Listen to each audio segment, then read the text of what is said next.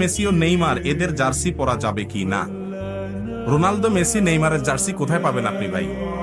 এটা পাওয়ার সুযোগ খুব কম। তবে কিছু জার্সি আছে, এগুলোতে তাদের নাম লেখা আছে, এগুলো আমাদের রাখতে পারবো কিনা?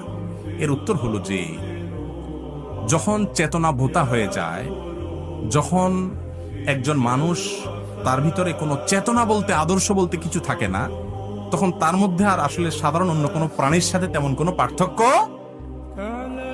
নেইমার, মেসি এবং রোনালদো ফুটবল খেলায় মাতিয়ে রেখে কোটি কোটি টাকা তারা উপার্জন করে, তাদেরকে দিয়ে বহু এখানে ব্যবসা, জুয়া থেকে নিয়ে হেন কোনো অপকর্ম নাই, এসব ব্যবসা খেলাধুলার সাথে জড়িত নাই, সেগুলা করে।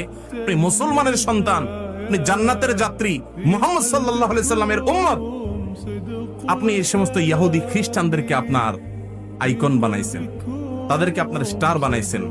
এটা আপনার ইমানের সঙ্গে যায় না, এটা আপনার আত্মসম্মান বিরোধী জিনিস। আপনি সাহাবীদেরকে চিনেন না, ইসলামের আইকনদেরকে চিনেন না, খেলোয়াড়দেরকে চিনেন। নামই হলো খেলা। নামই কি? খেলা। মানে কি? তামাশা, ফাউল একটা জিনিস।